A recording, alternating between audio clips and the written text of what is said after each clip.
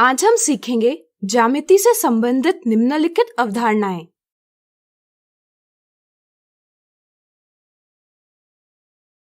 आइए इस वीडियो की शुरुआत करते हैं एक मजेदार सवाल से। क्या आप बता सकते हैं कि ज्यामिति यानी ज्योमेट्री इस शब्द का अर्थ क्या है? सोचिए सोचिए। चलिए हम बताते हैं। ज्यामिति या ज्योमेट्री यह शब्द यूनान यानी ग्रीक के जियोमेट्रॉन इस शब्द से उत्पन्न हुआ है। जियो का अर्थ है भूमि और मेट्रॉन का अर्थ है मापना। प्राचीन सभ्यताओं में अलग अलग कारणों के लिए भूमि का मापन किया जाता था, जैसे खेत की परिसीमाएं पता करने के लिए, नगर संरचना, भवन निर्माण इत्यादि के लिए। ज्यामिति सिर्फ भूमि के मापन करने तक सीमित नहीं रही। जैसे जैसे कला, शिल्प कला आदि का विकास हुआ, ज्यामिति अधिक विकसित होती चली गई। आज ज्यामिति इतनी विकसित हो चुकी है कि हम आधुनिक उपकरणों के उपयोग से आंखों से न दिखने वाले प्राणी के आकार से लेकर ब्रह्मांड की बड़ी से बड़ी वस्तु का आकार आसानी से पता कर सकते हैं। तो चलिए आज इस वीडियो में हम ज्यामिति की कुछ महत्वपूर्ण अवधारणाओं को जानें। पहले हम जानेंगे बिंदु यानी पॉइंट क्या है। मान लीजिए आपको आपके गांव या शहर का मानचित्र यानी मैप दिया जाए और इस पर आपको आपके घर का स्थान व्यक्त करने के लिए कहा जाए, तो आप इसे कैसे व्यक्त करेंगे? आप मानचित्र पर पहले आपका घर कहाँ होगा इसका पता लगाएंगे और फिर घर का स्थान व्यक्त करने के लिए मानचित्र पर एक छोटा सा निशान बनाएंगे। यह निशान जितना छोटा होगा उतने सही प्रकार आप अपने घर का स्थान व्यक्त कर पाएंगे। किसी स्थिति या स्थान को दर्शाने वाला सूक्ष्म निशान बिंदु यानी पॉइंट कहलाता है। क्या आप बिंदु के कुछ उदाहरण सोच सकते हैं? सोचिए सोचिए। चलिए हम बताते हैं। बिंदु के कुछ उदाहरण हैं घड़ी का मध्य, रात के आसमान में तारे, पेंसिल, प्रकार या सुई का सिरा इत्यादि।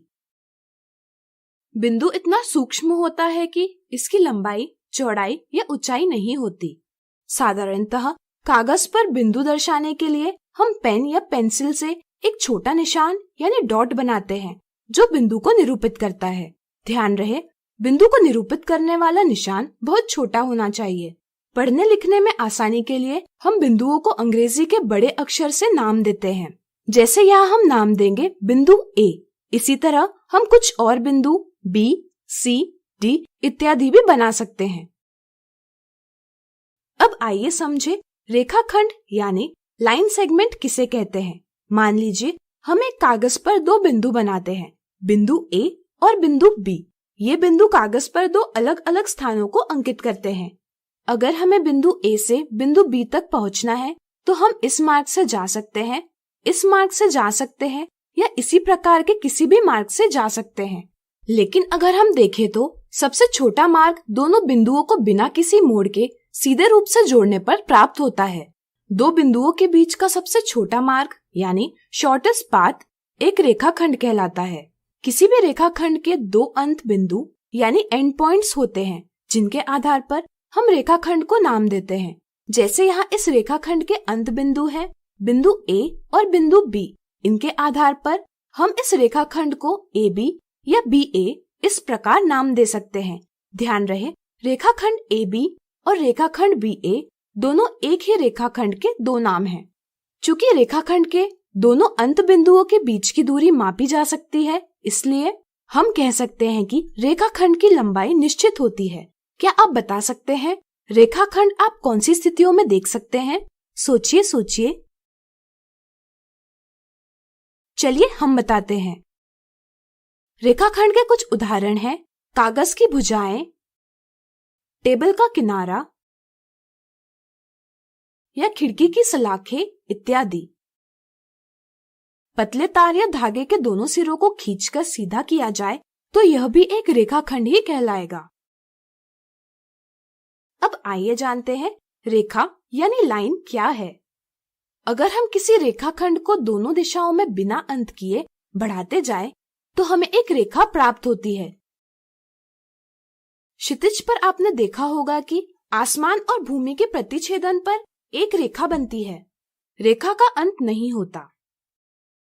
कागज पर यह व्यक्त करने के लिए हम रेखा के दोनों सिरों पर तीर बनाते हैं। रेखा को नाम देने के लिए हम इस पर 2 बिंदु लेते हैं, जैसे यहाँ हमने बिंदु A और बिंदु B लिए हैं। फिर हम इनके उपयोग से रेखा को नाम देते हैं रेखा AB। इसे अंग्रेजी के छोटे अक्षर से भी निरूपित किया जा सकता है, जैसे हम इसे रेखा L इस प्रकार नाम दे सकते हैं। ज्यामिति की दृष्टि से एक रेखा पर असंख्य बिंदु होते हैं, लेकिन किसी भी रेखा को निश्चित करने के लिए हमें सिर्फ 2 बिंदुओं की आवश्यकता होती है। ऐसा इसलिए क्योंकि 2 बिंदुओं से सिर्फ एक रेखा जा सकती है, इसलिए हम कहते हैं कि 2 बिंदु एक रेखा निर्धारित यानी डिटरमाइन करते हैं। ध्यान रहे, चूंकि रेखा का कोई अंत नहीं होता, इसलिए इसकी लंबाई ज्ञात नहीं की जा सकती। अब आइए सीखते हैं किरण यानी रे क्या है। इस आकृति को देखें, यह एक किरण है। किरण किसी एक बिंदु से शुरू होती है और बिना अंत के बढ़ती जाती है, जैसे एक टॉर्च से निकलने वाली किरणें, सूरज से निकलने वाली किरणें इत्यादि। जिस दिशा में किरण बढ़ती है उस दिशा में तीर बनाकर हम यह व्यक्त करते हैं कि किरण अनंत तक चलती जाएगी। अगर हम रेखा और किरण की तुलना करें तो यह कहा जा सकता है कि किरण रेखा का एक भाग है। किरण जिस बिंदु से शुरू होती है उसे प्रारंभिक बिंदु यानी स्टार्टिंग पॉइंट कहते हैं। जैसे यहाँ बिंदु A प्रारंभिक बिंदु है, इस तरह से हम किरण पर किसी भी स्थान पर एक और बिंदु ले सकते हैं। जैसे यहाँ हम बिंदु B लेंगे। अब हम बिंदु A और बिंदु B के उपयोग से किरण को नाम दे सकते हैं किरण AB। ध्यान रहे, किरण को नाम देते समय हम प्रारंभिक बिंदु पहले लिखते हैं। जैसे यहाँ किरण A से शुरू होकर B से होते हुए अनंत तक जाती है, इसलिए इसका नाम होगा किरण AB। इस तरह से अगर किसी किरण का नाम दिया हो तो इसका प्रारंभिक बिंदु पहले अक्षर से पता किया जाता है। जैसे अगर हमें नाम दिया है किरण BA तो इसके पहले अक्षर B से पता चलता है कि किरण BA का प्रारंभिक बिंदु है B, इसलिए किरण बिंदु B से शुरू होकर A से होते हुए अनंत तक जाती है। इसी के साथ यह भी जानना जरूरी है कि किरण का कोई अंत नहीं होता, इसलिए किरण की लंबाई ज्ञात नहीं की जा सकती। तो आज हमने सीखा ज्यामिति से संबंधित निम्नलिखित अवधारणाएं। अगले वीडियो में कुछ उदाहरणों से इसे और अच्छे से जानेंगे।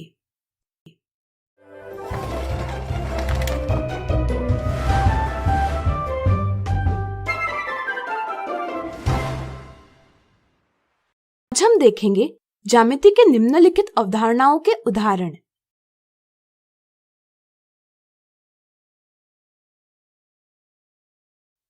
नीचे दी गई आकृतियों में बिंदु, रेखाखंड और रेखा व्यक्त कीजिए। पहली आकृति में 4 बिंदु हैं, जिनके नाम हैं बिंदु A, बिंदु B, बिंदु C, बिंदु D।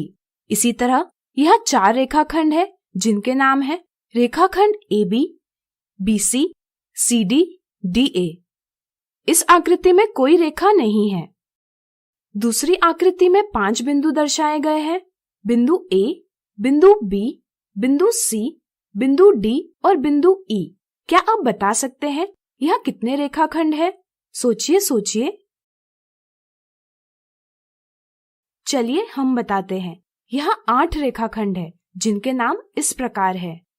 रेखाखंड AB, BC, CA, AE, EB, ED, AD, DC।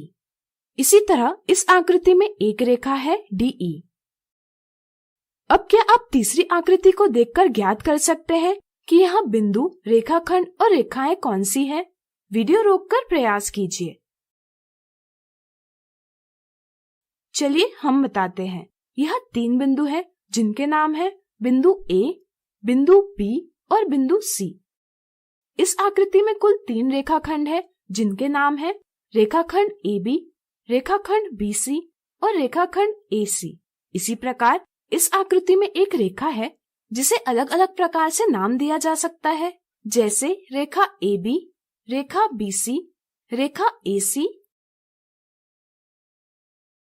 अगला उदाहरण, एक रेखा पर बिंदु A, बिंदु B और बिंदु C इस तरह व्यक्त किए गए हैं कि रेखाखंड AB बराबर 2 सेंटीमीटर, रेखाखंड BC बराबर 7 सेंटीमीटर और रेखाखंड AC बराबर 5 सेंटीमीटर है। पता कीजिए रेखाखंड पर बिंदु A, B, C किस प्रकार व्यक्त किए जाएंगे। यह 3 बिंदु एक रेखा पर है, इसका मतलब है कि इन्हीं 2 बिंदुओं के बीच तीसरा बिंदु आएगा। रेखा पर बिंदुओं का स्थान व्यक्त करने के लिए पहले हम बीच वाले बिंदु को ज्ञात करेंगे। सोचिए यह हम कैसे कर सकते हैं? सोचिए। चलिए हम बताते हैं। इसे पता करने का एक तरीका है कि हम पहले इन रेखाखंडों को अलग अलग बना लेंगे। यह है रेखाखंड AB जिसकी लंबाई 2 सेंटीमीटर है। इसी तरह यह है BC और यह है AC जिनकी लंबाई क्रमशः 7 सेंटीमीटर और 5 सेंटीमीटर है। चूंकि तीनों बिंदु एक रेखा पर है, इसलिए किन्हीं 2 रेखाखंडों का योग तीसरे रेखाखंड के बराबर होना चाहिए। यहाँ अगर हम देखें तो AB धन AC बराबर BC है। इस तरह से अगर हम AB और AC एक रेखा में इस प्रकार रखते हैं जिससे कि हमें BC बराबर 7 सेंटीमीटर प्राप्त हो, व्यवस्थित करने पर हम देख सकते हैं कि यहाँ बिंदु B और बिंदु C के बीच बिंदु A आता है। इसलिए रेखा पर दिए बिंदु इस प्रकार व्यक्त किए जा सकते हैं। इसे ही हम इस प्रकार भी व्यक्त कर सकते हैं। आज हमने देखी ज्यामिति के निम्नलिखित अवधारणाओं के उदाहरण। अगले वीडियो में देखेंगे इनसे जुड़ी कुछ मिथ्या धारणाएं।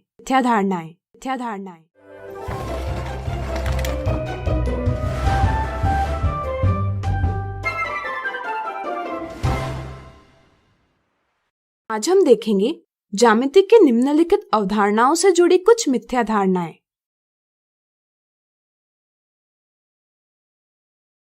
मिथ्या धारणा 1, नीचे दिए चित्र में कुल कितनी रेखाएं हैं? कई बार बच्चे यह समझने लगते हैं कि एक किरण यानी रे भी एक रेखा यानी लाइन ही होती है। इस तरह से वे समझ लेते हैं कि दिए चित्र में रेखाएं हैं रेखा OA, OB, OC, OD, OE, OF, OG, OH। इनकी गिनती कर वे पता करते हैं कि यहाँ रेखाएं 8 हैं। इस समझ के साथ ऑप्शन 1 यह जवाब दिया जाता है, जो कि एक गलत जवाब है। सही समझ यह है कि दिए चित्र में रेखाएं 4 हैं, जिनके नाम है रेखा AE, रेखा BF, रेखा CG और रेखा DH। इसलिए सही जवाब है ऑप्शन 2।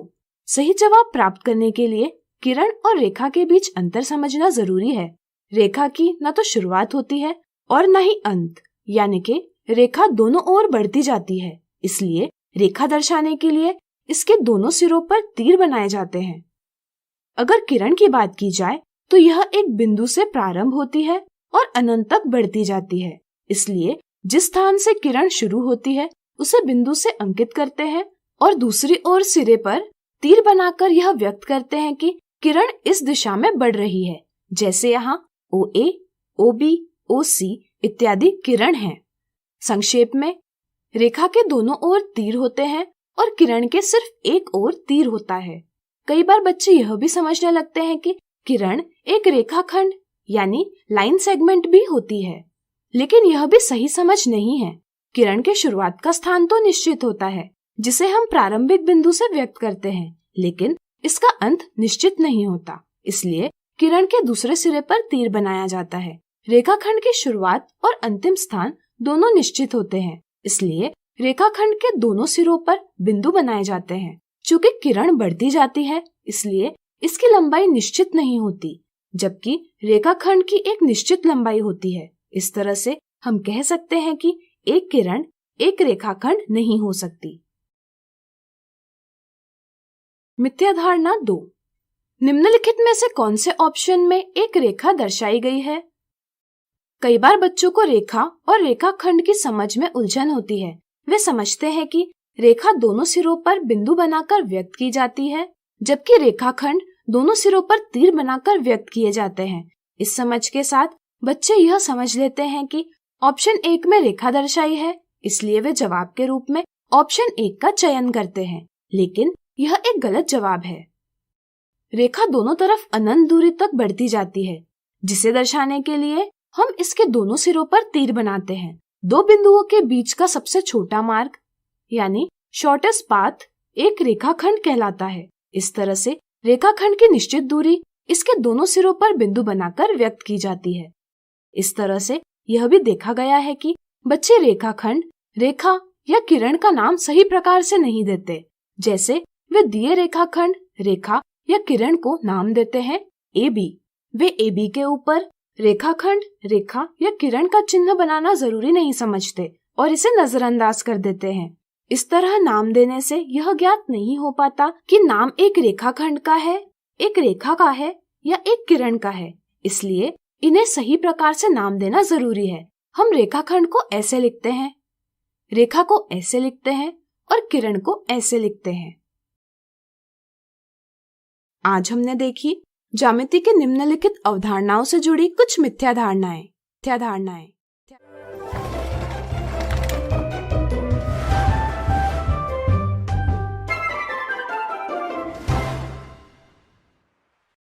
आज हम सीखेंगे प्रतिच्छेदी रेखाएं और समांतर रेखाएं।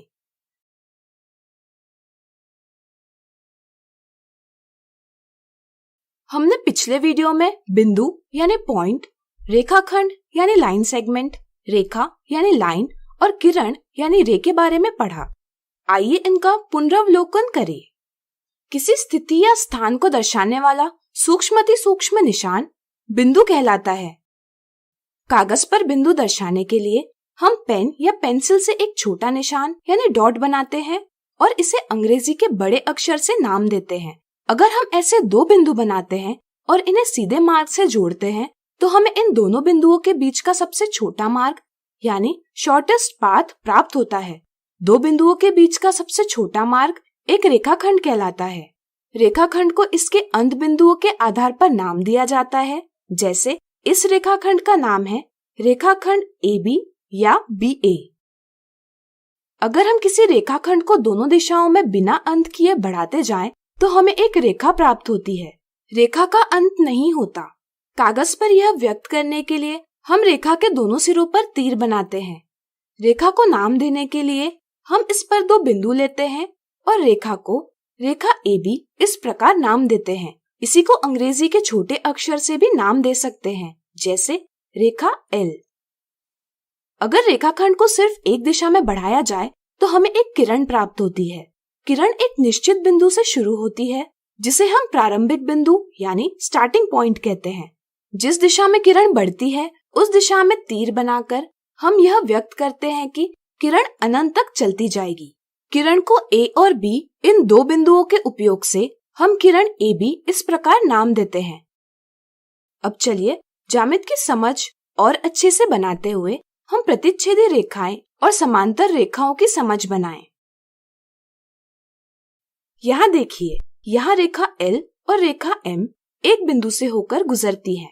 हम कह सकते हैं कि इन दो रेखाओं में एक बिंदु उभयनिष्ठ है। यदि दो रेखाओं में एक उभयनिष्ठ बिंदु यानी कॉमन पॉइंट हो तो वे प्रतिच्छेदी रेखाएं कहलाती हैं।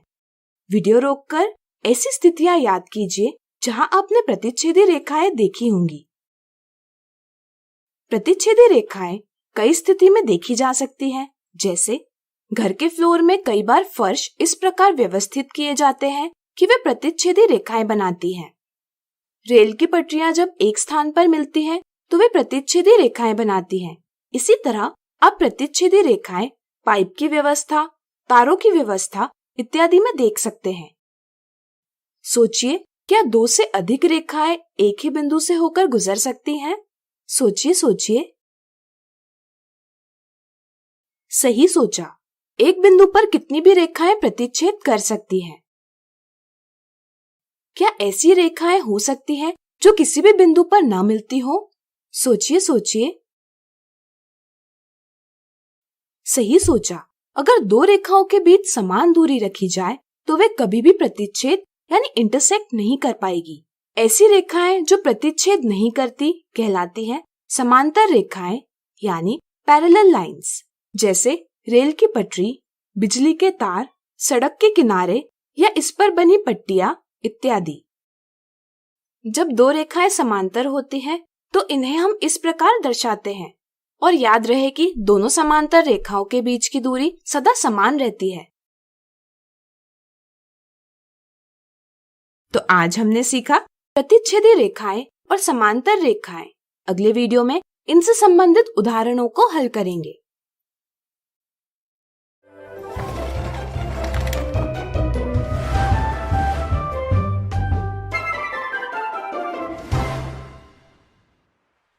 आज हम देखेंगे प्रतिच्छेदी रेखाओं और समांतर रेखाओं के उदाहरण।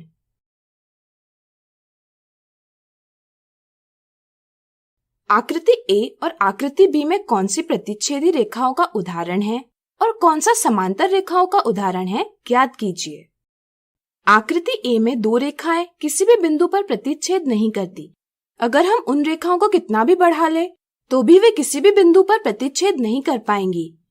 ऐसी रेखाएं जो प्रतिच्छेद नहीं करती समांतर रेखाएं यानी पैरेलल लाइंस कहलाती है। इसलिए आकृति ए की रेखाएं समांतर रेखाएं हैं।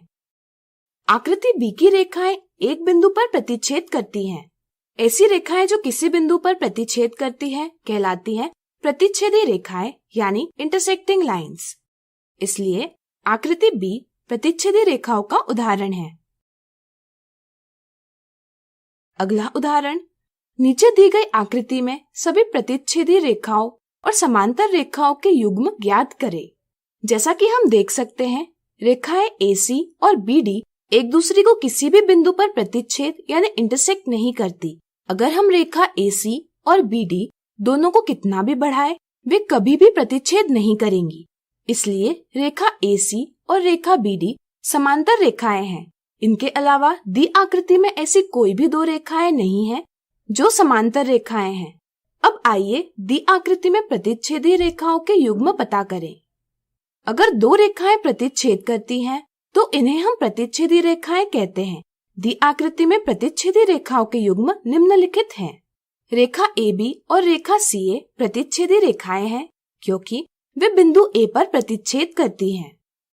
रेखा DC और रेखा CA प्रतिच्छेदी रेखाएं हैं क्योंकि वे बिंदु C पर प्रतिच्छेद करती हैं। रेखा AB और रेखा BD प्रतिच्छेदी रेखाएं हैं क्योंकि वे बिंदु B पर प्रतिच्छेद करती हैं। रेखा DC और रेखा BD प्रतिच्छेदी रेखाएं हैं क्योंकि वे बिंदु D पर प्रतिच्छेद करती हैं। रेखाओं के इन युग्मों के अलावा दिए चित्र में प्रतिच्छेदी रेखाओं का एक और युग्म है। क्या आप बता पाएंगे वह कौन सा है? सोचिए। चलिए हम बताते हैं। ध्यान दीजिए रेखा AB और रेखा CD पर। आकृति में ये रेखाएं एक दूसरे को प्रतिच्छेद भले ही न कर रही हो, लेकिन अगर इन्हें बढ़ाया जाए तो वे एक बिंदु पर प्रतिच्छेद करेंगी। इस तरह से हम कह सकते हैं कि रेखा AB और रेखा CD भी प्रतिच्छेदी रेखाओं का एक युग्म है। अब आप समांतर रेखाओं और प्रतिच्छेदी रेखाओं के बारे में जान गए होंगे। तो नीचे दिए सवालों को स्वयं हल करने का प्रयास कीजिए। सवाल 1, अंग्रेजी के बड़े अक्षरों में से ऐसे अक्षर बताइए जिनकी दो रेखाएं बढ़ा ली जाए तो हमें समांतर रेखाएं प्राप्त होती है। उदाहरण के तौर पर ई में हम देख सकते हैं कि दो रेखाओं को बढ़ाकर समांतर रेखाएं प्राप्त की जा सकती हैं। सवाल 2, अंग्रेजी के बड़े अक्षरों में से ऐसे अक्षर बताइए जिनकी रेखाओं से प्रतिच्छेदी रेखाएं प्राप्त होती हैं। जैसे अगर हम V को देखें तो यहाँ ये रेखाएं प्रतिच्छेदी रेखाएं हैं। आज हमने देखे प्रतिच्छेदी रेखाओं और समांतर रेखाओं के उदाहरण। अगले वीडियो में इनसे जुड़ी कुछ मिथ्या धारणाओं को दूर करेंगे।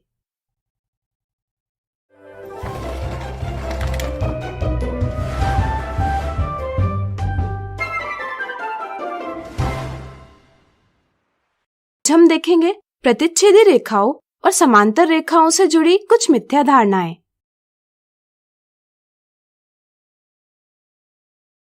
मिथ्या धारणा 1, नीचे दो रेखाएं दर्शाई गई हैं। ज्ञात कीजिए कि वे समांतर रेखाएं यानी पैरेलल लाइंस है या प्रतिच्छेदी रेखाएं यानी इंटरसेक्टिंग लाइंस है। ऐसी रेखाएं जो प्रतिच्छेद नहीं करती समांतर रेखाएं कहलाती है, जबकि ऐसी रेखाएं जो एक बिंदु पर प्रतिच्छेद करती है प्रतिच्छेदी रेखाएं कहलाती है। कुछ बच्चे इन व्याख्याओं को रट लेते हैं। वे इनके सही अर्थ को नहीं समझते। जैसे यहाँ बच्चे देखते हैं कि दी रेखाएं किसी भी बिंदु पर प्रतिच्छेद नहीं कर रही हैं, इसलिए वे समझते हैं कि दी रेखाएं समांतर रेखाएं हैं। इस गलत समझ के साथ ऑप्शन 1 यह गलत जवाब दिया जाता है। सही समझ यह है कि रेखाएं दोनों तरफ बढ़ाई जा सकती है। आकृति में दी रेखाएं प्रतिच्छेद करती नजर नहीं आती, लेकिन अगर इन्हें बढ़ाया जाए तो वे एक बिंदु पर प्रतिच्छेद करती दिखाई देंगी। इसलिए दोनों रेखाएं प्रतिच्छेदी रेखाएं हैं, यानी कि ऑप्शन 2 सही जवाब है। मिथ्या धारणा 2, निम्नलिखित में से समांतर रेखाओं का सही युग्म कौन सा है? कुछ बच्चे यह समझ लेते हैं कि पहले तीनों पर्यायों में रेखाएं दर्शाई गई हैं। वे सोचते हैं कि प्रत्येक पर्याय में दर्शाया युग्म प्रतिच्छेद नहीं करता, इसलिए तीनों पर्यायों में समांतर रेखाओं के युग्म दर्शाए गए हैं। इसलिए वह ऑप्शन 4 जवाब देते हैं, जो कि एक गलत जवाब है। ऑप्शन 1 में दिए गए चित्र में समांतर रेखाएं नहीं हैं, बल्कि अगर हम देखें तो ये रेखाखंड यानी लाइन सेगमेंट और किरणों यानी रेस से बनी आकृति है। चूंकि यह दिशा बदल रही है, इसलिए यह रेखाएं व्यक्त नहीं करती। इसी तरह ऑप्शन 2 में दर्शाई आकृति सीधे रूप से नहीं बढ़ रही है, बल्कि यह मोड़ लेते हुए बढ़ रही है। इन्हें हम वक्र रेखाएं यानी कर्व्ड लाइंस कहते हैं। सही समझ यह है कि रेखा बिना किसी मोड़ के दोनों दिशाओं में सीधे रूप से बढ़ती जाती है। चूंकि ऑप्शन 3 में दर्शाई रेखाएं प्रतिच्छेद नहीं करती, इसलिए वे समांतर रेखाएं हैं, यानी कि सिर्फ ऑप्शन 3 में ही समांतर रेखाएं दर्शाई गई हैं। इसलिए ऑप्शन 1, 2 और 4 गलत है, जबकि ऑप्शन 3 सही है।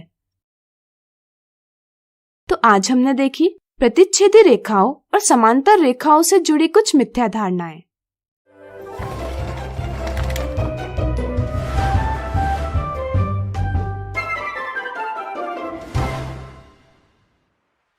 आज हम सीखेंगे वक्र।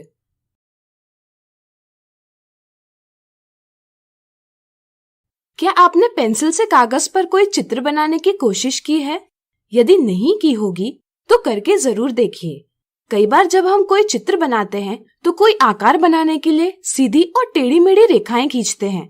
अक्सर ऐसी रेखाएं कागज से बिना पेंसिल उठाए बनाई जाती है। जैसे यहाँ हमने एक पेड़ बनाया है, इसी तरह हम पर्वत, बादल, झरना, रास्ता इत्यादि बनाएंगे। कागज से बिना पेंसिल उठाए बनाई गई सीधी और टेढ़ी रेखाएं वक्र यानी कर्व कहलाती है। हालांकि वक्र शब्द का अर्थ सीधा नहीं यानी कि टेढ़ी मेढ़ी रेखा है, लेकिन जरूरी नहीं वक्र हमेशा एक टेढ़ी मेढ़ी रेखा ही हो। अगर कागज से बिना पेंसिल उठाए एक सीधी रेखा बनाई जाए तो यह भी एक वक्र ही कहलाती है। अब इन वक्रों को देखें। क्या आप बता सकते हैं इनमें क्या अंतर है? सोचिए सोचिए। चलिए हम बताते हैं। ये वक्र स्वयं को नहीं काटते हैं, जबकि ये वक्र स्वयं को काटते हैं। जब कोई वक्र स्वयं को नहीं काटती तो उसे हम सरल वक्र यानी सिंपल कर्व कहते हैं। अगर वक्र स्वयं को काटती है तो वह एक सरल वक्र नहीं है। कुछ वक्र एक स्थान से शुरू होकर पुनः उसी स्थान पर समाप्त होते हैं, यानी कि इनका प्रारंभिक बिंदु या अंतिम बिंदु नहीं होता, यानी कि इसके सिरे मिले हुए होते हैं। ऐसी वक्र जिसके सिरे मिले हुए होते हैं एक बंद वक्र यानी क्लोज कर्व कहलाती है। जैसे यहाँ ये सभी बंद वक्र हैं। यदि हम इस वक्र को देखें तो हम पाते हैं कि यह एक बिंदु से शुरू होता है और दूसरे बिंदु पर समाप्त होता है, यानी कि इसके सिरे मिले हुए नहीं हैं। ऐसी वक्र जिसके सिरे मिले हुए नहीं होते एक खुली वक्र यानी ओपन कर्व कहलाती है। ऐसी वक्र का शुरुआती बिंदु और अंतिम बिंदु अलग होता है।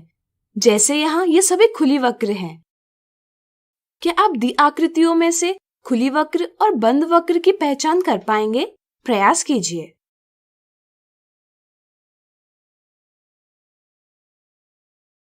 यहाँ आकृति ए, सी और ई में दर्शाई गई वक्र बंद वक्र है, क्योंकि इनके सिरे मिले हुए हैं।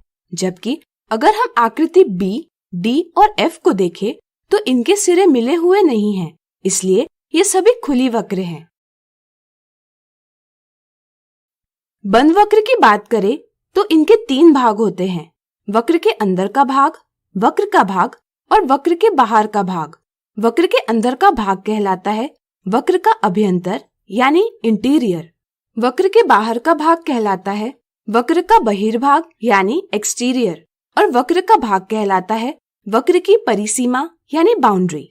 वक्र के अभ्यंतर और उसकी परिसीमा को मिलाया जाए तो साथ में वे वक्र का क्षेत्र यानी रीजन कहलाते हैं। अब आपको वक्र की समझ बन गई होगी। तो आज हमने सीखा वक्र। अगले वीडियो में देखेंगे इनसे संबंधित कुछ मजेदार उदाहरण।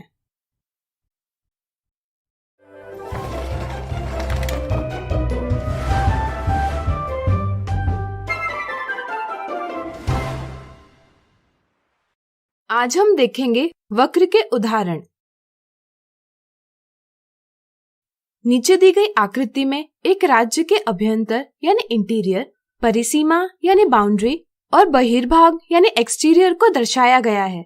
अगर बिंदु A, B और C शत्रुओं की स्थिति यानी पोजीशन दर्शाते होंगे तो आकृति को देखकर ज्ञात कीजिए वे राज्य के कौन से भाग में स्थित है। आकृति एक बंद वक्र यानी क्लोज कर्व है। बंद वक्र के अंदर का भाग कहलाता है वक्र का अभ्यंतर, वक्र के बाहर का भाग कहलाता है वक्र का बहिर्भाग और वक्र का भाग कहलाता है वक्र की परिसीमा। इस तरह से हम कह सकते हैं कि बिंदु A वक्र की परिसीमा पर है, बिंदु B वक्र के बहिर्भाग में है और बिंदु C वक्र के अभ्यंतर में है। इस तरह से हम कह सकते हैं कि शत्रु A की स्थिति राज्य के परिसीमा पर है, शत्रु B की स्थिति राज्य के बहिर्भाग में है और शत्रु C की स्थिति राज्य के अभ्यंतर में है। अगला उदाहरण, नीचे दिए हुए वक्रों को खुली वक्र यानी ओपन कर्व या बंद वक्र के रूप में वर्गीकृत कीजिए। दर्शाई गई आकृति एक बंद वक्र है क्योंकि इसके सिरे मिले हुए हैं। ऐसी वक्र जिसके सिरे मिले हुए होते हैं एक बंद वक्र कहलाती है। यह एक खुली वक्र है क्योंकि इसके सिरे मिले हुए नहीं हैं। ऐसी वक्र जिसके सिरे मिले हुए नहीं होते एक खुली वक्र कहलाती है। यह बंद वक्र है क्योंकि इसके सिरे मिले हुए हैं। यह खुली वक्र है क्योंकि इसके सिरे मिले हुए नहीं हैं। अगला उदाहरण, निम्नलिखित स्थितियों के लिए वक्र बनाएं। A एक सरल वक्र जो बंद वक्र भी है। B एक सरल वक्र जो खुली वक्र भी है। C एक बंद वक्र जो सरल वक्र नहीं है। D एक खुली वक्र जो सरल वक्र नहीं है। अगर किसी वक्र के सिरे मिले होते हैं तो वह एक बंद वक्र होती है, अन्यथा वह एक खुली वक्र होती है। इसी तरह अगर कोई वक्र स्वयं को नहीं काटती तो वह एक सरल वक्र होती है। इस समझ के आधार पर हम एक सरल वक्र जो बंद वक्र भी है इस प्रकार बना सकते हैं। इसी के कुछ और उदाहरण इस प्रकार है। एक सरल वक्र जो खुली वक्र भी है इस प्रकार बनाई जा सकती है। इसके कुछ और उदाहरण इस प्रकार है। इसी तरह एक बंद वक्र जो सरल वक्र नहीं है इस प्रकार बनाई जा सकती है। इसके कुछ और उदाहरण इस प्रकार है। एक खुली वक्र जो सरल वक्र नहीं है इस प्रकार बनाई जा सकती है। इसके कुछ और उदाहरण इस प्रकार है। आज हमने देखे वक्र के उदाहरण। अगले वीडियो में देखेंगे वक्र से संबंधित कुछ मिथ्या धारणाएं।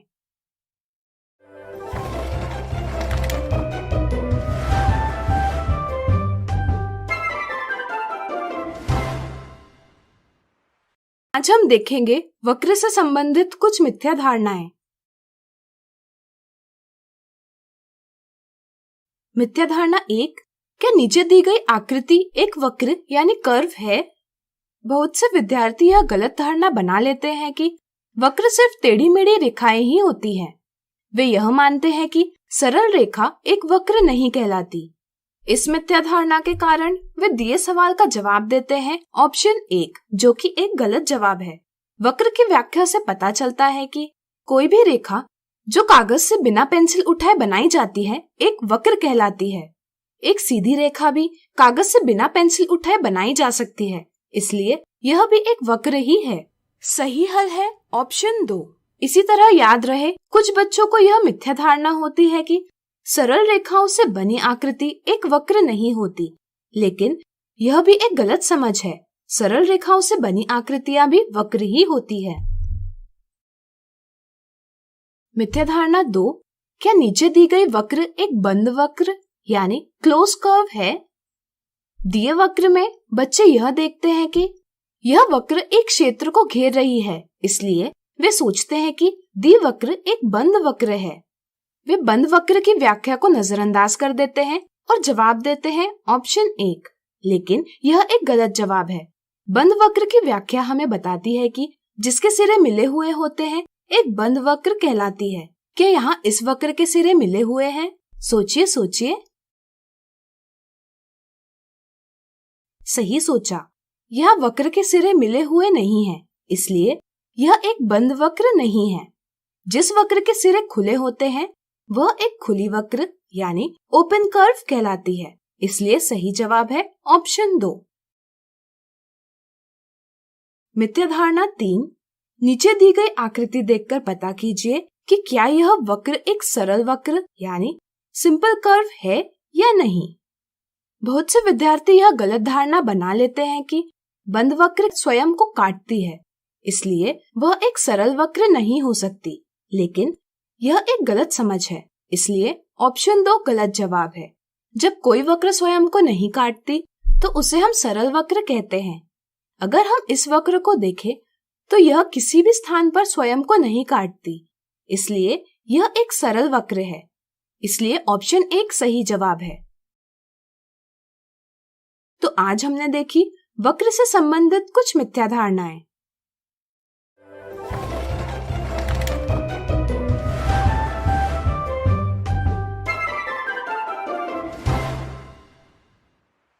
आज हम सीखेंगे बहुभुज।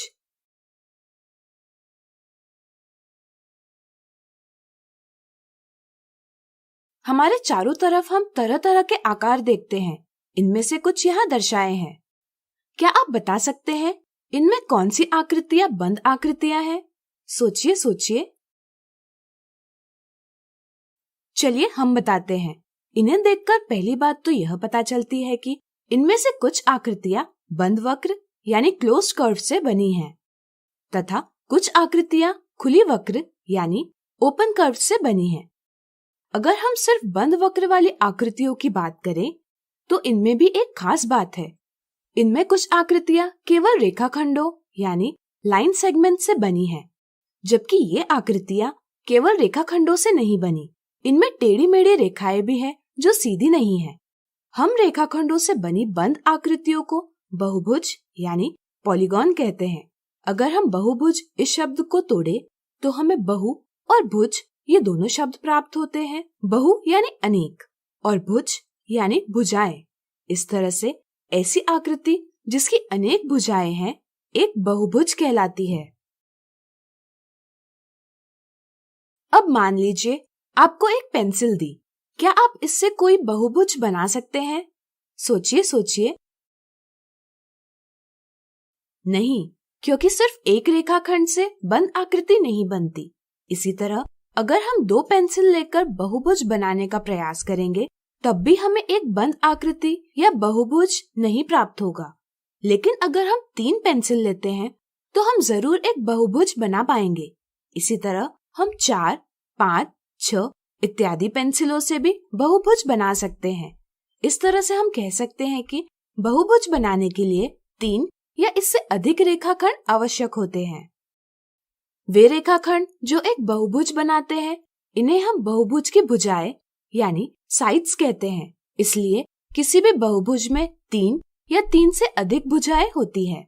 बहुभुज की कोई भी 2 भुजाएं जिस बिंदु पर मिलती है उसे बहुभुज का शीर्ष यानी वर्टेक्स कहते हैं। यहाँ हम शीर्ष को नाम देंगे A। इस प्रकार हम बचे शीर्षों को भी नाम दे सकते हैं। इस तरह से हम कह सकते हैं कि इस बहुभुज में 4 भुजाएं हैं जिनके नाम हैं भुजा AB, भुजा BC, भुजा CD और भुजा DA। शीर्षों के उपयोग से हम किसी भी बहुभुज को नाम देते हैं। जैसे यहाँ हम इस बहुभुज को नाम देंगे बहुभुज ABCD। ध्यान रहे, नाम देते समय हम किसी एक बिंदु के अक्षर से शुरुआत कर बहुभुज के परिसीमा पर चलते हुए आने वाले बिंदुओं के अक्षरों को क्रम से लिखते हैं। यह क्रम घड़ी की सुई के दिशा में हो सकता है या इसके विपरीत दिशा में हो सकता है। जैसे इस बहुभुज को हम बहुभुज ABCD के साथ साथ बहुभुज BCDA या बहुभुज CDAB कह सकते हैं। लेकिन इसे हम बहुभुज ABDC नहीं कह सकते, क्योंकि बिंदु A, B, D और C बहुभुज के परिसीमा पर क्रम में नहीं है।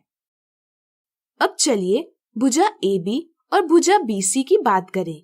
ये दोनों भुजाएं एक ही बिंदु पर मिल रही हैं, यानी कि भुजा AB और भुजा BC में बिंदु B उभयनिष्ठ बिंदु है। वे दो भुजाएं जिनमें एक उभयनिष्ठ अंत बिंदु हो कहलाती हैं बहुभुज की आसन्न भुजाएं, यानी एडजेसेंट साइड्स। इसलिए यहाँ भुजा AB और भुजा BC एक दूसरे की आसन्न भुजाएं हैं। तो क्या आप बता पाएंगे कि भुजा CD की आसन्न भुजाएं कौन सी है? सोचिए सोचिए। बिल्कुल सही, चूंकि भुजा CD और DA में D उभयनिष्ठ है, इसी प्रकार भुजा CD और BC में C उभयनिष्ठ बिंदु है, इसलिए DA और BC CD की आसन्न भुजाएं हैं। अब भुजा AB को देखिए। इस भुजा के दो अंत हैं, बिंदु A और बिंदु B। बहुभुज की एक ही भुजा के अंत बिंदु आसन्न शीर्ष यानी एडजेसेंट वर्टाइसेस कहलाते हैं। इसलिए यहाँ बिंदु A और बिंदु B आसन्न शीर्ष है। इसी प्रकार बिंदु A और बिंदु D भी आसन्न शीर्ष है, लेकिन बिंदु B और बिंदु D आसन्न शीर्ष नहीं है। क्या आप इसका कारण बता सकते हैं? बिल्कुल सही। इसका कारण यह है कि बिंदु B और बिंदु D एक ही भुजा के अंत बिंदु नहीं है। अगर हम ऐसे शीर्षों को जोड़ते हैं जो आसन्न नहीं है, तो बनने वाले रेखाखंड को बहुभुज का विकर्ण यानी डायगोनल कहते हैं। जैसे यह रेखाखंड BD बहुभुज का विकर्ण है। इसी तरह अगर हम A और C को जोड़ेंगे तो हमें विकर्ण AC प्राप्त होगा। इस प्रकार अब आप बहुभुज के संदर्भ में कई बातें जान गए होंगे। आज हमने सीखा बहुभुज। अगले वीडियो में देखेंगे इससे संबंधित कुछ मजेदार उदाहरण।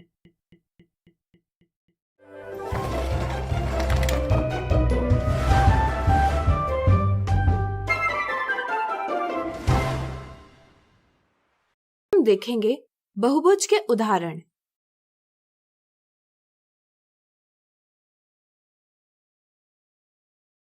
नीचे दी आकृतियों में बहुभुज यानी पॉलीगॉन कौन से है? यहाँ हमें दी आकृतियों में बहुभुज ढूंढने हैं। क्या आप बता सकते हैं हम अगर कोई आकृति बहुभुज है या नहीं, यह हम किस आधार पर ज्ञात करते हैं? सोचिए सोचिए। चलिए हम बताते हैं। जैसा कि आप जानते हैं, रेखाखंडों यानी लाइन सेगमेंट से बनी बंद आकृति एक बहुभुज कहलाती है। इस आधार पर हम यह कह सकते हैं कि जिस आकृति की सभी भुजाएं रेखाखंड है और वह एक बंद आकृति है, वह एक बहुभुज है। यहाँ हम देखते हैं कि आकृतियां C, E, H, J और K पूर्णतया रेखाखंडों से नहीं बनी हैं, बल्कि इन्हें बनाने के लिए टेढ़ी मेढ़ी रेखाओं का प्रयोग हुआ है। इसी तरह आकृतियां F और G रेखाखंडों से जरूर बनी है, लेकिन वह बंद आकृतियां नहीं है, इसलिए ये सभी आकृतियां बहुभुज नहीं हैं। अगर हम A, B, D, I और L को देखें तो वे रेखाखंडों से बनी है और बंद आकृतियां भी है, इसलिए दी आकृतियों में बहुभुज है A, B, D, I और L। ध्यान दे आकृति I पर। यह हमें जरूर एक खुली आकृति प्रतीत होती है, लेकिन अगर हम इस पर एक स्थान से शुरुआत कर परिसीमा यानी बाउंड्री पर चलते जाए तो वापस हम उसी स्थान पर पहुंचते हैं, जिससे यह सिद्ध होता है कि यह एक बंद आकृति है। अगला उदाहरण, निम्नलिखित पहेली को सुलझाइए। मैं एक बहुभुज हूँ पर विकर्ण से वंचित हूँ। बताइए मुझे बनाने के लिए कितनी भुजाएं आवश्यक हैं? बड़ी मजेदार पहेली है। हमें ऐसा बहुभुज बनाना है जिसमें कोई भी विकर्ण यानी डायगोनल न हो। इस बहुभुज के भुजाओं यानी साइड्स की संख्या दिए पहेली का जवाब होगा। तो आइए इस पहेली को सुलझाएं। जैसा कि आप जानते हैं, बहुभुज रेखाखंडों से बनी बंद आकृति है। बहुभुज जिन रेखाखंडों से बनता है उन्हें बहुभुज की भुजाएं कहते हैं। आप यह भी जानते हैं कि बहुभुज बनाने के लिए कम से कम 3 भुजाएं आवश्यक है। चलिए कुछ बहुभुज बनाएं। यह है 3 भुजाओं वाला बहुभुज, यह है 4 भुजाओं वाला बहुभुज, यह है 5 भुजाओं वाला बहुभुज। चलिए 4 भुजाओं वाले बहुभुज की बात करें। अगर हम ऐसे शीर्षों को जोड़ते हैं जो आसन्न नहीं है तो हमें विकर्ण प्राप्त होता है। 4 भुजाओं वाले बहुभुज में 2 विकर्ण बनाए जा सकते हैं। इसी प्रकार 5 भुजाओं वाले बहुभुज में 5 विकर्ण बनाए जा सकते हैं। क्या आप बता सकते हैं 3 भुजाओं वाले बहुभुज में कितने विकर्ण बनेंगे? सोचिए सोचिए। बिल्कुल सही, यहाँ एक भी विकर्ण नहीं बनेगा। यानी कि यह पहेली में बताया गया बहुभुज है। चूंकि यह 3 भुजाओं से बना है, इसलिए पहेली का जवाब है 3। अगला उदाहरण, बहुभुज PQRSTUV बनाकर इसकी आसन्न भुजाएं यानी एडजेसेंट लाइंस ज्ञात कीजिए। यहाँ हमें बहुभुज का नाम दिया है। चलिए इसके उपयोग से बहुभुज बनाएं। क्या आप बता सकते हैं नाम के उपयोग से हम बहुभुज कैसे बना सकते हैं? सोचिए सोचिए। चलिए हम बताते हैं। नाम में व्यक्त किया गया प्रत्येक अक्षर एक शीर्ष यानी वर्टेक्स को दर्शाता है। चूंकि यहाँ कुल 7 अक्षर है, इसलिए हम कह सकते हैं कि बहुभुज में 7 शीर्ष होंगे। तो चलिए 7 बिंदु लेकर बहुभुज के 7 शीर्ष दर्शाएं।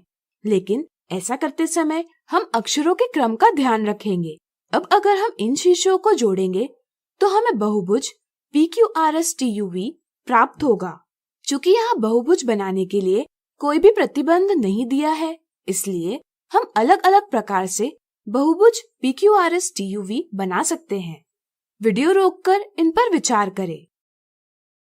अब चलिए किसी भी एक बहुभुज को लेकर आसन्न भुजाएं ज्ञात करें। जैसा कि आप जानते हैं, वे 2 भुजाएं जिनमें एक उभयनिष्ठ अंत बिंदु हो कहलाती है बहुभुज की आसन्न भुजाएं। इस तरह से बहुभुज PQRSTUV में आसन्न भुजाएं हैं PQ और QR, QR और RS, RS और ST, ST और TU, TU और UV, UV और VP, VP और PQ। जरा सोचिए, अगर हमें कोई प्रतिबंध दिया होता, जैसे भुजाओं की लंबाई और कोण यानी एंगल्स समान होने चाहिए, तो हमें दिए प्रतिबंध के साथ बहुभुज बनाना आवश्यक होता। यानी कि सिर्फ यह आकृति सही जवाब होती। अब आप इस सवाल को स्वयं हल करने का प्रयास कीजिए। एक 6 भुजाओं वाला बहुभुज बनाकर ज्ञात कीजिए इसमें कितने विकर्ण बन सकते हैं। तो आज हमने देखे बहुभुज के उदाहरण। अगले वीडियो में हम देखेंगे बहुभुज से संबंधित मिथ्या धारणाएं।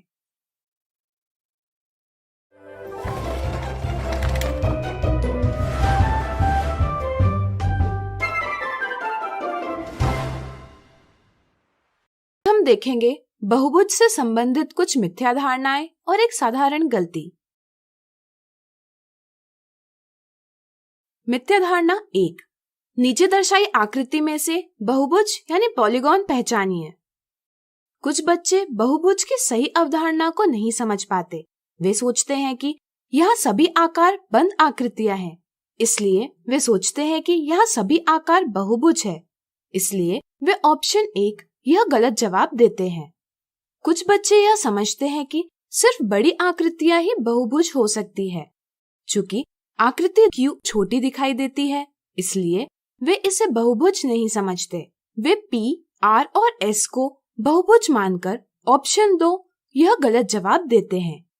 सही समझ यह है कि बहुभुज रेखाखंडों यानी लाइन सेगमेंट से बनी बंद आकृति होती है। दर्शाई गई आकृतियों में P, Q और R तो रेखाखंडों से बनी है, इसलिए बहुभुज है।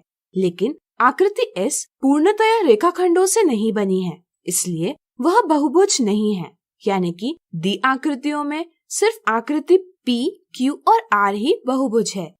इसलिए दिए सवाल का सही जवाब है ऑप्शन 3। मिथ्या धारणा 2। निम्नलिखित पर्यायों में से दिए बहुभुज का गलत नाम ज्ञात कीजिए। कुछ बच्चों को यह मिथ्या धारणा होती है कि बहुभुज का नाम अक्षरों को किसी भी क्रम में लिखकर ज्ञात किया जा सकता है। दी आकृति में शीर्षों को A से लेकर F तक नाम दिए गए हैं।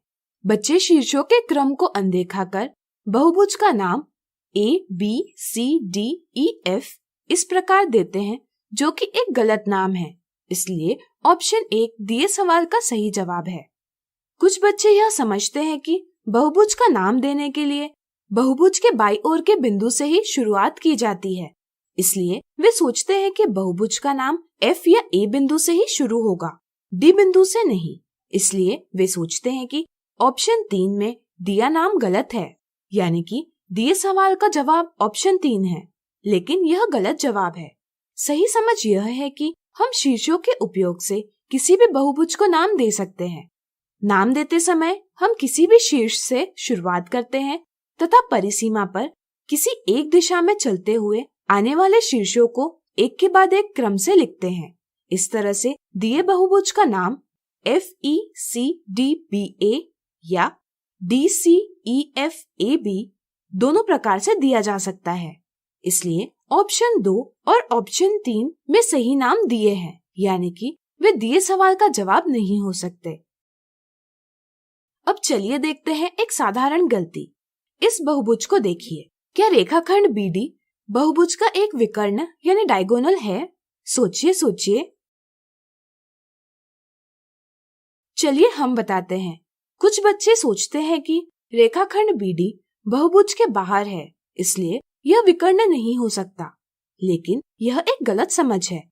सही समझ यह है कि यदि हम बहुभुज के दो ऐसे शीर्षों को जोड़ते हैं जो आसन्न यानी एडजेसेंट नहीं है, तो हमें एक विकर्ण प्राप्त होता है। जरूरी नहीं विकर्ण आकृति के अंदर ही हो, बल्कि यह आकृति के बाहर भी हो सकता है। तो आज हमने देखी बहुभुज से संबंधित कुछ मिथ्या धारणाएं और एक साधारण गलती।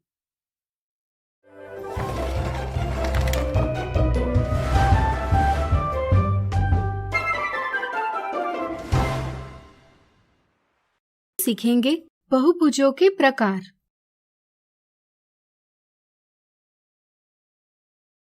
बहुभुज यानी पॉलीगॉन रेखाखंडों से बनी बंद आकृति है, जैसे 3 भुजाओं वाला त्रिभुज यानी ट्रायंगल, 4 भुजाओं वाला चतुर्भुज यानी क्वाड्रिलैटरल आदि सभी बहुभुज है। क्या हम 4 से अधिक भुजाओं से भी बहुभुज बना सकते हैं?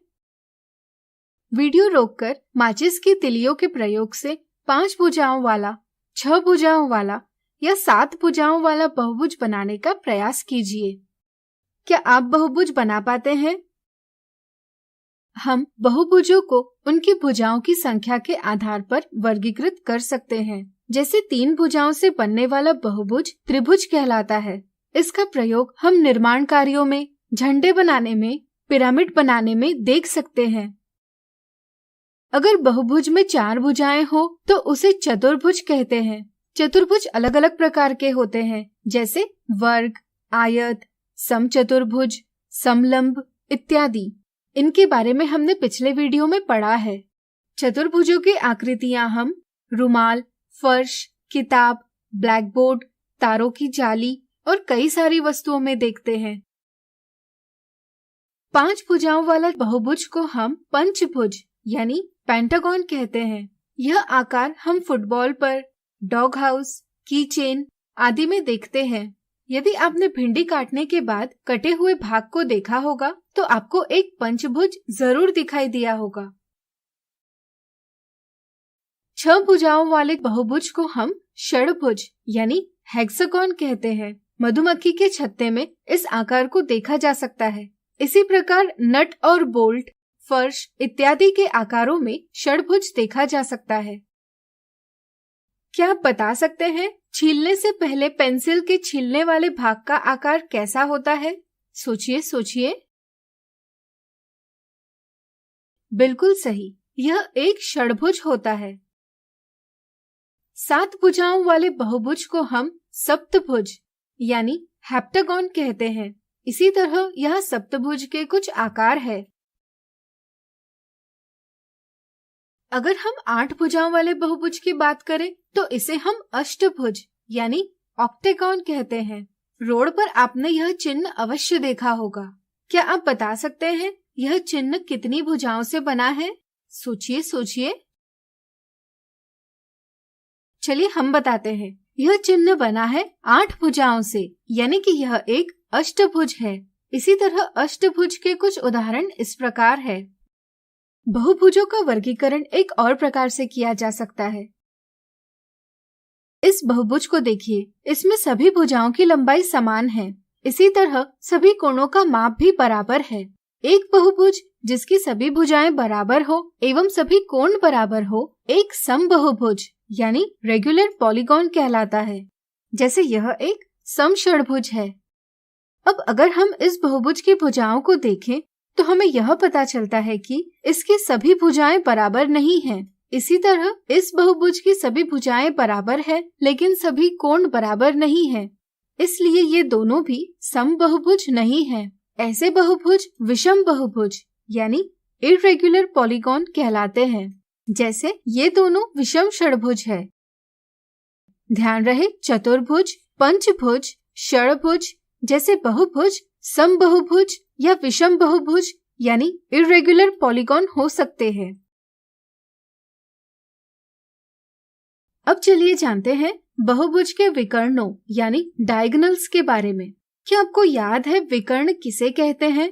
सोचिए सोचिए। बिल्कुल सही। अगर किन्हीं दो शीर्षों को जोड़ा जाए जो आसन्न यानी एडजेसेंट नहीं है तो बनने वाला रेखाखंड एक विकर्ण कहलाता है। जैसे चतुर्भुज में 2 विकर्ण बनाए जा सकते हैं लेकिन त्रिभुज में कोई भी विकर्ण बनाया नहीं जा सकता, यानी कि त्रिभुज में विकर्णों की संख्या 0 है। पंचभुज की बात करें तो इसमें 5 विकर्ण बनाए जा सकते हैं। इसी तरह षड़भुज में 9 और सप्तभुज में 14 विकर्ण बनाए जा सकते हैं। किसी बहुभुज के विकर्णों की संख्या ज्ञात करने के लिए हम n गुणा n-3/2 इस सूत्र का प्रयोग करते हैं, जहां n बहुभुज के भुजाओं की संख्या है। तो बताइए अष्टभुज में विकर्णों की संख्या क्या होगी? वीडियो रोककर प्रयास कीजिए। आपने बिल्कुल सही जवाब प्राप्त किया। यह होगी 20। तो आज हमने सीखा बहुभुजों के प्रकार। अगले वीडियो में देखेंगे इन पर आधारित कुछ मजेदार उदाहरण।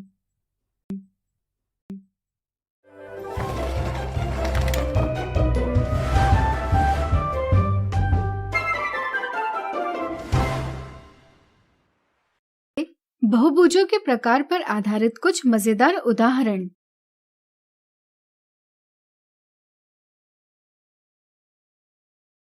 नीचे दी गई आकृतियों को देखकर ज्ञात कीजिए वे आकृतियां जो बहुभुज यानी पॉलीगॉन है, वे आकृतियां जो षड़भुज यानी हेक्सागोन है और वे आकृतियां जो समबहुभुज यानी रेगुलर पॉलीगॉन है। चलिए ज्ञात करें वे आकृतियां जो बहुभुज है। एक बहुभुज रेखाखंडों से बनी बंद आकृति होती है। दी आकृतियों में रेखाखंडों से बनी बंद आकृतियां हैं आकृति 3, 4, 5, 7, 8, 9, 11, 12, 13, 14, 15। इसलिए ये सभी बहुभुज है। अब चलिए ज्ञात करें वे आकृतियां जो षड़भुज है। क्या आप बता सकते हैं कि हम दी आकृतियों में षड़भुज कैसे पहचानेंगे? सोचिए सोचिए। बिल्कुल सही। 6 भुजाओं से बनने वाला बहुभुज षड़भुज कहलाते हैं। इसलिए हम दी आकृतियों में 6 भुजाओं वाले बहुभुज ज्ञात करेंगे। जैसा कि आप देख सकते हैं आकृति 4, 5, 11 इत्यादि बहुभुज 6 भुजाओं से बने हैं, इसलिए वे षड़भुज है। अब चलिए ज्ञात करें वे आकृतियां जो समबहुभुज है। एक बहुभुज जिसके सभी भुजाएं बराबर हो एवं सभी कोण बराबर हो एक समबहुभुज कहलाता है। यह अगर हम आकृति 7 को देखेंगे तो देखने से यह लग रहा है कि इसकी सभी भुजाएं समान हैं एवं सभी कोण समान हैं, इसलिए इसे हम एक समबहुभुज कह सकते हैं। इसी तरह अगर हम आकृति 9, 13 और 14 की बात करें तो ये भी समभुज प्रतीत होते हैं। ध्यान रहे, कोई भी आकार समबहुभुज है या नहीं यह तभी ज्ञात किया जा सकता है जब उसकी भुजाओं का माप लेकर यह ज्ञात किया जाए कि उसकी भुजाएं बराबर है। इसी तरह उसके कोणों का माप लेकर यह भी ज्ञात किया जाए कि उसके सभी कोण भी बराबर है। अगला उदाहरण, रोहित ने कागज पर एक ऐसा बहुभुज बनाया जिसमें 5 विकर्ण यानी डायगोनल बनाए जा सकते हैं। बहुभुज बनाते समय उसने यह ध्यान रखा कि सभी भुजाओं की लंबाई बराबर हो एवं सभी कोण बराबर हो। ज्ञात कीजिए रोहित ने कौन सा बहुभुज बनाया होगा। इसे हल करने के लिए सबसे पहले हमें पता करना होगा कौन से बहुभुज में 5 विकर्ण होते हैं। क्या आप बता सकते हैं? सोचिए।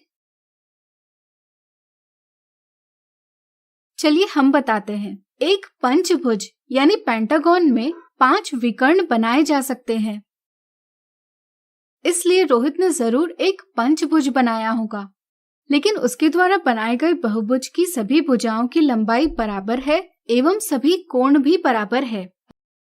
अगर किसी बहुभुज की सभी भुजाओं की लंबाई बराबर है एवं सभी कोण भी बराबर है तो उसे हम एक समबहुभुज कहते हैं।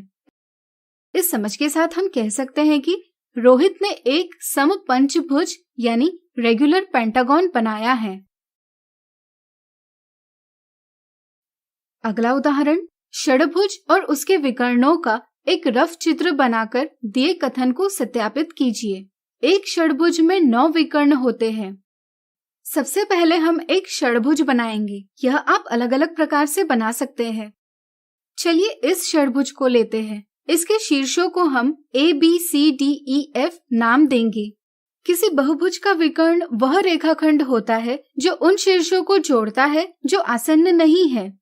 दिए कथन को सत्यापित करने के लिए हमें षडभुज में सभी विकर्ण बनाने होंगे। इसके लिए आइए एक आसान विधि सीखें।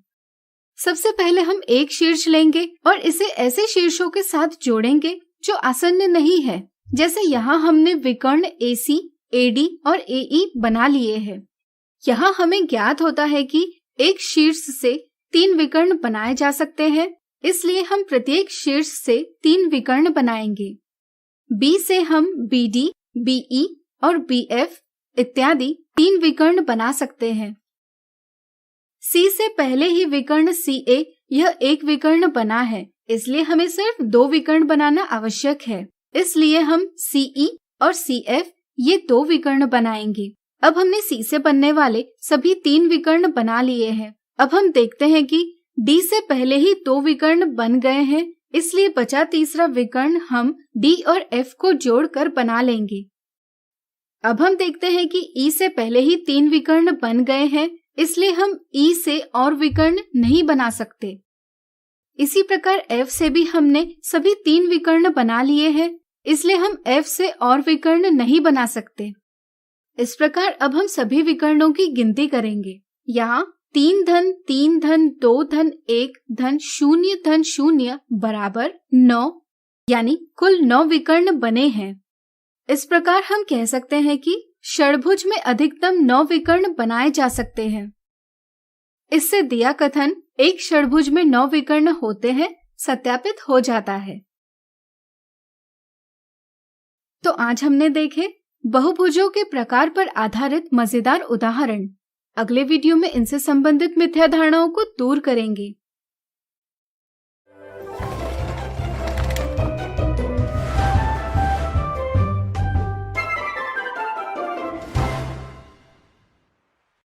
आज हम देखेंगे बहुभुज के प्रकारों पर आधारित कुछ मिथ्या धारणाएं। मिथ्या धारणा 1, दिए गए चतुर्भुजों में समचतुर्भुज यानी रेगुलर क्वाड्रिलेटरल ज्ञात कीजिए। कई बार बच्चों को यह मिथ्या धारणा होती है कि समचतुर्भुज उन चतुर्भुजों को कहा जाता है जिनके सभी कोण समकोण यानी राइट एंगल्स होते हैं, जैसे वर्ग यानी स्क्वायर और आयत यानी रेक्टेंगल। इस मिथ्या धारणा के कारण वे समझते हैं कि दी आकृतियों में ए और डी समचतुर्भुज है, इसलिए वे ऑप्शन 1 जवाब देते हैं, जो कि एक गलत जवाब है। कुछ बच्चे यह समझते हैं कि अगर चतुर्भुज की सभी भुजाएं यानी साइड्स बराबर हो तो वह एक समचतुर्भुज होता है। दी आकृतियों में वे देखते हैं कि आकृति सी और आकृति डी में सभी भुजाएं समान हैं, इसलिए वे इन्हें समचतुर्भुज समझते हैं और ऑप्शन 2 जवाब देते हैं, लेकिन यह भी एक गलत जवाब है। सही समझ यह है कि अगर चतुर्भुज की सभी भुजाएं बराबर हो एवं सभी कोण बराबर हो तो उसे एक समचतुर्भुज कहते हैं। आकृति ए में सभी कोण बराबर है लेकिन सभी भुजाएं बराबर नहीं हैं, इसलिए यह समचतुर्भुज नहीं है। आकृति बी में न तो सभी भुजाएं बराबर है न ही सभी कोण बराबर है, इसलिए यह भी समचतुर्भुज नहीं है। आकृति सी में सभी भुजाएं बराबर है लेकिन सभी कोण बराबर नहीं है, इसलिए यह भी समचतुर्भुज नहीं है। अगर आकृति डी की बात करें तो इसमें सभी भुजाएं बराबर है एवं सभी कोण भी बराबर है, इसलिए यह एक समचतुर्भुज है। इस तरह दी आकृतियों में सिर्फ आकृति डी ही समचतुर्भुज है, इसलिए दिए सवाल का सही जवाब ऑप्शन 3 है। मिथ्या धारणा 2, क्या नीचे दी गई आकृतियां पंचभुज यानी पेंटागन है? पंचभुज सिखाते समय कई बार इस प्रकार की आकृति का प्रयोग किया जाता है। इससे कई बच्चों की यह मिथ्या धारणा बन जाती है कि इस प्रकार दिखाई देने वाली आकृति ही एक पंचभुज होती है। इस समझ के साथ बच्चे यह समझ लेते हैं कि दी आकृतियों में पंचभुज नहीं है, इसलिए वे ऑप्शन 1 जवाब देते हैं, जो कि एक गलत जवाब है। ऐसी गलती भुजाओं के आधार पर बहुभुज के प्रकार ठीक तरह से न जानने के कारण उत्पन्न होती है। सही समझ यह है कि अगर बहुभुज 5 भुजाओं से बना हो तो वह पंचभुज होता है। 5 भुजाओं से हम तरह तरह के बहुभुज बना सकते हैं, ये सभी पंचभुज होते हैं, इसलिए दी आकृतियां भी पंचभुज है, यानी कि सही जवाब है ऑप्शन 2। तो आज हमने देखी बहुभुज के प्रकारों पर आधारित कुछ मिथ्या धारणाएं।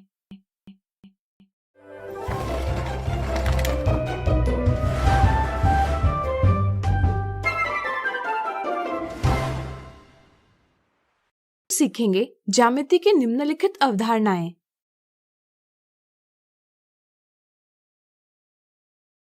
हम अपने चारों ओर अलग अलग प्रकार की आकृतियां देखते हैं। इनमें से कुछ है साइकिल के पहिए, कंप्यूटर की स्क्रीन, फोटो की फ्रेम, पताका झंडा, पतंग और कई सारी। ज्यामिति की समझ से हम वस्तुओं की आकृतियां बना सकते हैं। ऐसी आकृतियां अक्सर त्रिभुज यानी ट्रायंगल, चतुर्भुज यानी क्वाड्रिलैटरल, वृत्त यानी सर्किल इत्यादि के उपयोग से बनाई जाती हैं। तो चलिए इन आकृतियों को समझें। पहले हम जानेंगे त्रिभुज।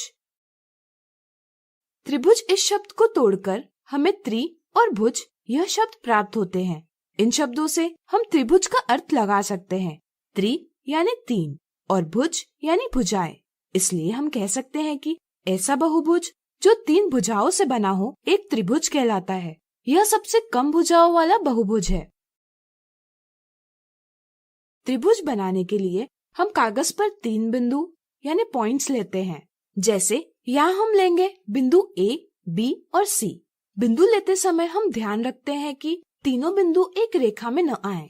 फिर हम इन बिंदुओं को रेखाखंडों के उपयोग से जोड़ देते हैं। यह बन गया एक त्रिभुज। हमने बहुभुज को कैसे नाम दिया जाता है यह सीखा है। तो क्या आप इस त्रिभुज को नाम दे पाएंगे? सोचिए सोचिए। चलिए हम बताते हैं। इसका नाम देने के लिए हम किसी एक बिंदु से शुरुआत कर परिसीमा पर किसी एक दिशा में आगे बढ़ते हैं और आने वाले बिंदुओं को एक के बाद एक लिखते जाते हैं जब तक कि हम प्रारंभिक बिंदु पर न पहुंच जाएं। अक्षरों को क्रम से लिखते हैं, जैसे ABC या ACB। और त्रिभुज का नाम दर्शाने के लिए इन अक्षरों के पहले त्रिभुज का चिन्ह बनाते हैं। इस तरह से इस त्रिभुज को हम त्रिभुज ABC या त्रिभुज AC भी पढ़ सकते हैं।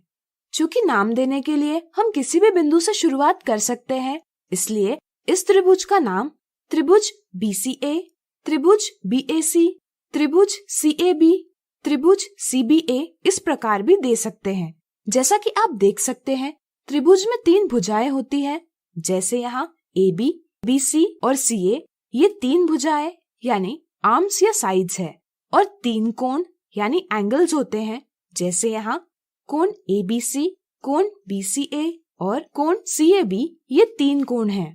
त्रिभुज के परिसीमा के अंदर का भाग त्रिभुज का अभ्यंतर यानी इंटीरियर कहलाता है, और त्रिभुज के बाहर का भाग त्रिभुज का बहिर्भाग यानी एक्सटीरियर कहलाता है।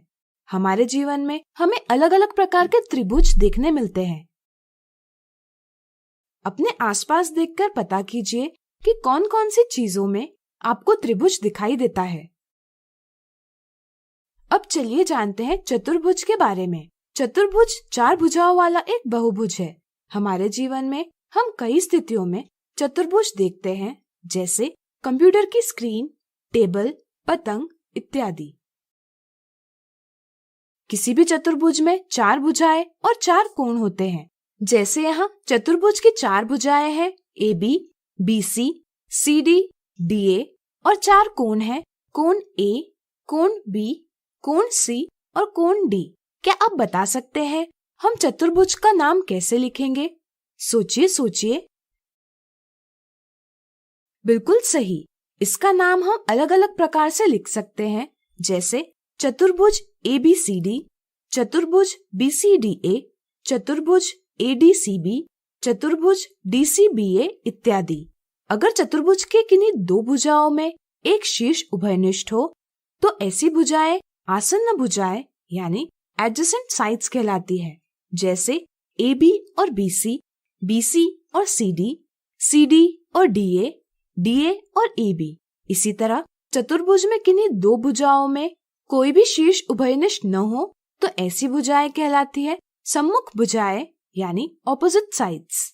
जैसे AB और CD या BC और DA।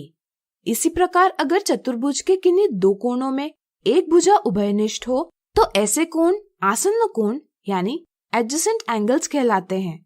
जैसे कोण A और कोण B, कोण B और कोण C, कोण C और कोण D या कोण D और कोण A। लेकिन अगर चतुर्भुज के 2 कोणों में कोई भी भुजा उभयनिष्ठ न हो तो ऐसे कोण सम्मुख कोण यानी ऑपोजिट एंगल्स कहलाते हैं। जैसे कोण A और कोण C या कोण B और कोण D। इसी तरह चतुर्भुज के परिसीमा के अंदर का भाग अभ्यंतर और बाहर का भाग बहिर्भाग कहलाता है। तो आज हमने सीखा ज्यामिति की निम्नलिखित अवधारणाएं। अगले वीडियो में सीखेंगे वृत्त।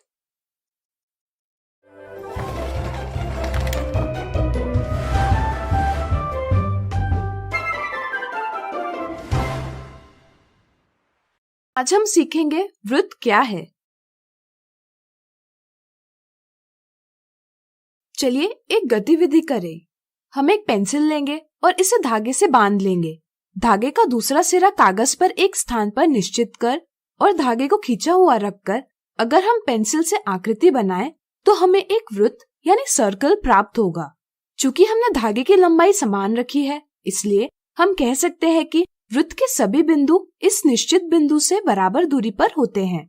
वृत्त के कुछ और उदाहरण हैं सिक्का, पहिया, रोटी, चूड़ी इत्यादि।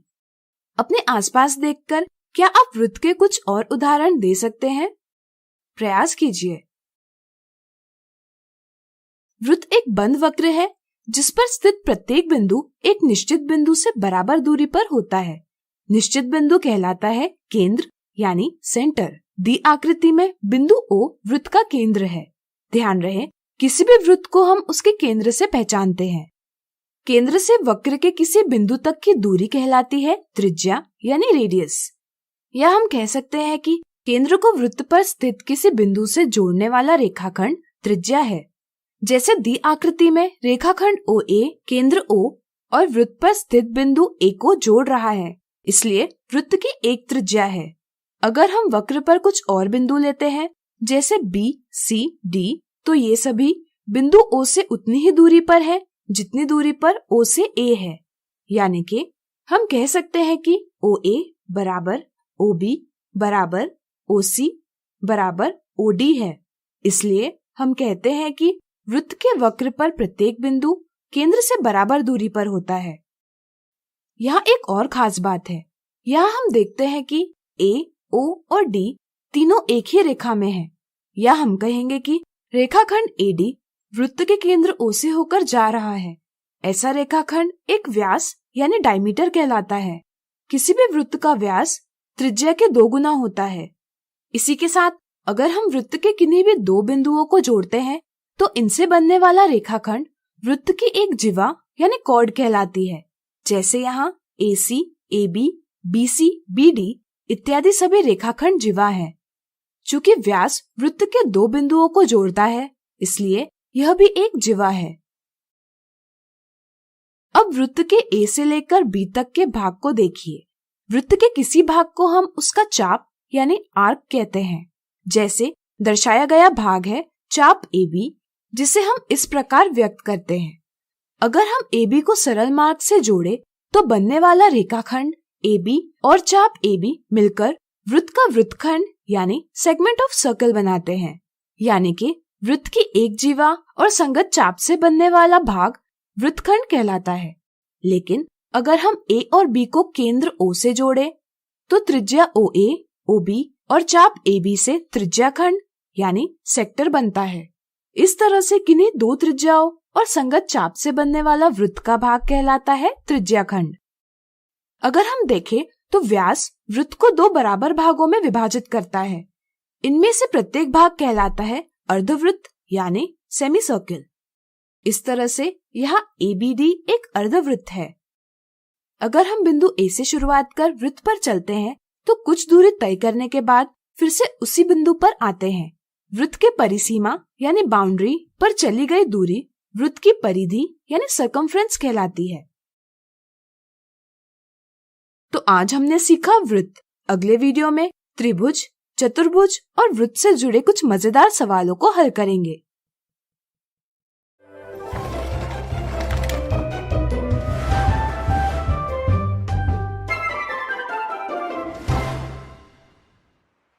हम देखेंगे चतुर्भुज और वृत्त के उदाहरण।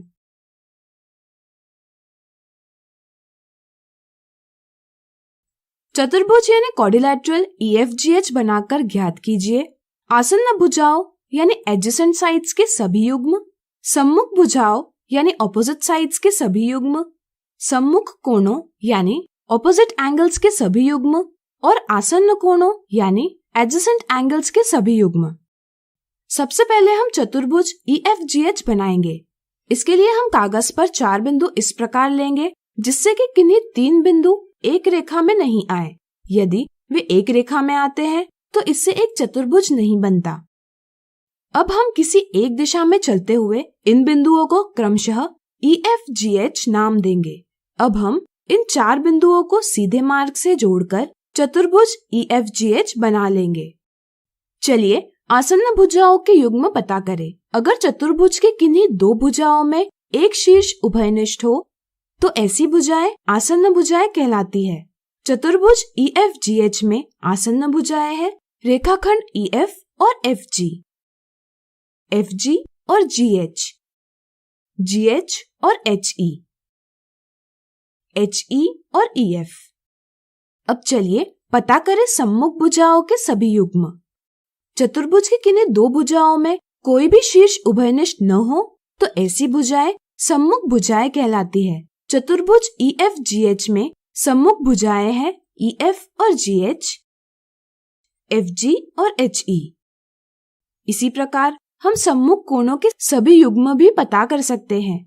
चतुर्भुज के 2 कोणों में कोई भी भुजा उभयनिष्ठ न हो तो ऐसे कोण सम्मुख कोण कहलाते हैं। जैसे कोण E और कोण G या कोण F और कोण H। अगर आसन्न कोणों के सभी युग्म पता करने हो तो यह जानना जरूरी है कि अगर चतुर्भुज के किन्हीं दो कोणों में एक भुजा उभयनिष्ठ हो तो ऐसे कोण आसन्न कोण कहलाते हैं, जैसे कोण E और कोण F, कोण F और कोण G और कोण H या कोण H और कोण E।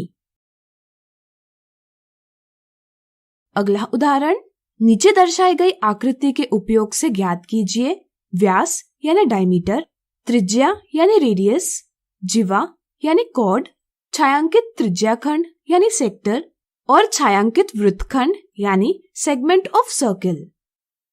हमें पता है कि ऐसा रेखाखंड जो केंद्र से होकर वृत्त यानी सर्कल पर स्थित दो बिंदुओं को जोड़ता है और वृत्त के दोनों समान भाग करता है, उसे व्यास कहते हैं। इस वृत्त में QR व्यास है। त्रिज्या मतलब ऐसा रेखाखंड जो वृत्त पर स्थित बिंदु को उसके केंद्र से जोड़ता है। दिए वृत्त में कुल 4 त्रिज्याएं हैं। क्या आप बता सकते हैं वे कौन सी है? सोचिए। बिल्कुल सही, यह त्रिज्याएं हैं OQ, OR, OP और OS। वृत्त पर स्थित किन्हीं भी दो बिंदुओं को जोड़ने वाले रेखाखंड को जिवा कहते हैं। इस वृत्त में रेखाखंड VT और QR जिवा है। क्या आप बता सकते हैं क्यों QR एक जिवा है जबकि यह एक व्यास है? सोचिए। बिल्कुल सही, क्योंकि व्यास भी वृत्त पर स्थित किन्हीं दो बिंदुओं को जोड़ने वाला रेखाखंड है। लेकिन अगर हम देखें तो QR सबसे बड़ी जिवा है। इसी के साथ हम कह सकते हैं कि वृत्त में व्यास सबसे बड़ी जिवा है। त्रिज्याखंड किन्हीं भी दो त्रिज्याएं और संगत चाप से बनने वाला वृत्त का भाग कहलाता है। दिए वृत्त में त्रिज्या OS, OP और चाप SP से बनने वाला भाग त्रिज्याखंड है। वृत्तखंड वृत्त की एक जिवा और संगत चाप से बनने वाला वृत्त का भाग है। दिए वृत्त में जिवा VT और चाप VT से बनने वाला भाग एक वृत्तखंड है। आज हमने देखे चतुर्भुज और वृत्त के उदाहरण। अगले वीडियो में हम इनसे संबंधित मिथ्या धारणाओं को दूर करेंगे।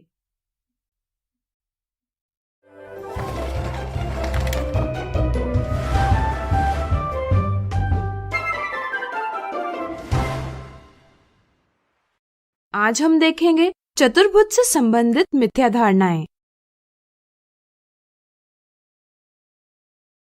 मिथ्या धारणा 1। अध्यापक ने सवाल पूछा, निम्नलिखित आकृतियों में से चतुर्भुज यानी क्वाड्रिलैटरल पहचानिए। इस पर राजेश ने जवाब दिया C और कोमल ने जवाब दिया A, B, C। क्या आप बता सकते हैं कि किसका जवाब सही है? कई बार आकृति C को ही चतुर्भुज समझा जाता है। इसका कारण यह है कि बच्चे यह तो भली भांति जानते हैं कि आकृति A को वर्ग यानी स्क्वायर और आकृति B को आयत यानी रेक्टेंगल कहते हैं। कुछ बच्चे वर्ग या आयत को चतुर्भुज से अलग आकार मानते हैं। वे समझते हैं कि आकृति C में चतुर्भुज दिया गया है, इसलिए वे राजेश के जवाब को सही मानकर ऑप्शन 1 यह जवाब देते हैं। लेकिन यह एक गलत जवाब है। सही समझ यह है कि चतुर्भुज का अर्थ एक ऐसी बंद आकृति जिसकी 4 भुजाएं और 4 कोण हैं। यहाँ दर्शाई तीनों आकृतियाँ 4 भुजाएं एवं 4 कोण वाली बंद आकृतियाँ हैं, इसलिए सभी आकृतियाँ चतुर्भुज है। इस समझ के साथ अब हम कह सकते हैं कि कोमल ने सही जवाब दिया है, इसलिए सही जवाब है ऑप्शन 2।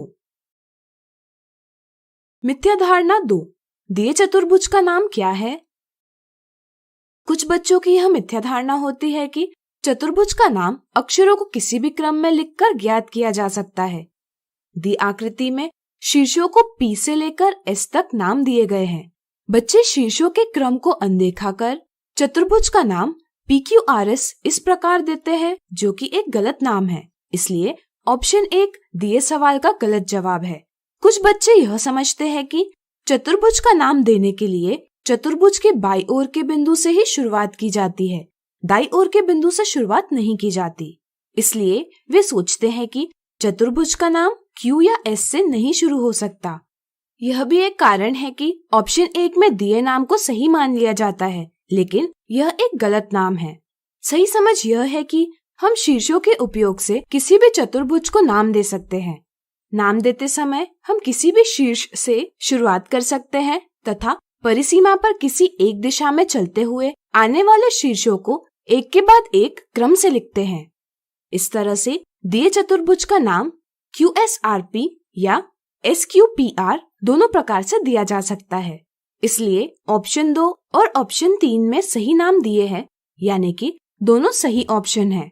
ऑप्शन 4 में दोनों ऑप्शन 2 और ऑप्शन 3 दिए हैं, इसलिए हम ऑप्शन 2 या ऑप्शन 3 का चयन न करते हुए ऑप्शन 4 का चयन करेंगे, जो कि सही जवाब है। तो आज हमने देखी चतुर्भुज से संबंधित मिथ्या धारणाएं।